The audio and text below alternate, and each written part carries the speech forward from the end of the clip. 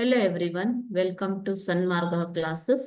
ಮುಂದಿನ ಪ್ರಶ್ನೆ, ಭೂಮಿ ನಮ್ಮ ಜೀವಂತ ಗ್ರಹ. ಅಂತಾರಾಷ್ಟ್ರೀಯ ದಿನಾಂಕ ರೇಖೆ ಎಂದರೇನು?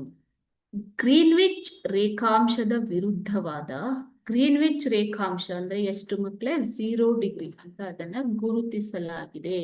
ಗ್ರೀನ್ವಿಚ್ ರೇಖಾಂಶ ಅಲ್ವಾ? 0 ಡಿಗ್ರಿ ರೇಖಾಂಶ ಎಂದು ಇದನ್ನು ಗುರುತಿಸಲಾಗಿದೆ. ಇದು ಇಂಗ್ಲೆಂಡಿನ ಗ್ರೀನ್ವಿಚ್ ಮೂಲಕ ಹಾದು ಹೋಗುವಂಥದ್ದು. ಸೊ ಇದಕ್ಕೆ ವಿರುದ್ಧವಾದ 180 ಡಿಗ್ರಿ ರೇಖಾಂಶದ ಮೇಲೆ ಪ್ರಪಂಚ ಪರ್ಯಟನೆ ಮಾಡುವವರು ತಮ್ಮ ಅನುಕೂಲಕ್ಕೆ ದಿನ ಮತ್ತು ದಿನಾಂಕವನ್ನ ಸರಿದೂಗಿಸಿಕೊಳ್ಳಬೇಕಾಗುತ್ತದೆ. ಓಕೆ, ಇದು ಪೆಸಿಫಿಕ್ ಸಾಗರದ ಮೂಲಕ ಹಾದು ಹೋಗುವ 180 ಡಿಗ್ರಿ ರೇಖಾಂಶದ ಮೇಲೆ ಇದ್ದರೂ ಕೆಲವು ಭೂಭಾಗಗಳನ್ನು ತಪ್ಪಿಸಲು ಅಲ್ಲಲ್ಲಿ ಅಂಕುಡೊಂಕಾಗಿ ಇದನ್ನ ಎಳೆಯಲಾಗಿದೆ. ಸೊ ಈ ಕಾಲ್ಪನಿಕ ರೇಖಾಂಶವೇ ಏನಾಗಿದೆ ಮಕ್ಕಳೇ?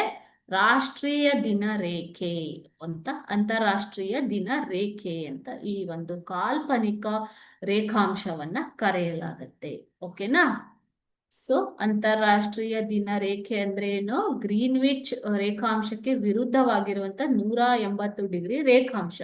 ಇದು ಅಲ್ಲಲ್ಲಿ ಅಂಕುಡೊಂಕಾಗಿ ಇದನ್ನ ಎಳೆಯಲಾಗಿದೆ. ಸೊ ಈ ಪ್ರಪಂಚ ಪರ್ಯಟನೆಯನ್ನ ಮಾಡುವಂಥವರು ಈ ಒಂದು ರೇಖಾಂಶವನ್ನ ತಮಗೆ ಬೇಕಾದ ಹಾಗೆ ದಿನ ಮತ್ತು ದಿನಾಂಕವನ್ನ ಸರಿದೂಗಿಸಿಕೊಳ್ಳಬೇಕು. ಇದನ್ನ ಈ ಕಾಲ್ಪನಿಕ ರೇಖಾಂಶವನ್ನೇ ರಾಷ್ಟ್ರೀಯ ದಿನ ರೇಖೆ ಅಂತಾರಾಷ್ಟ್ರೀಯ ದಿನ ರೇಖೆ ಎಂದು ಕರೆಯಲಾಗುತ್ತದೆ. Okay, thank you.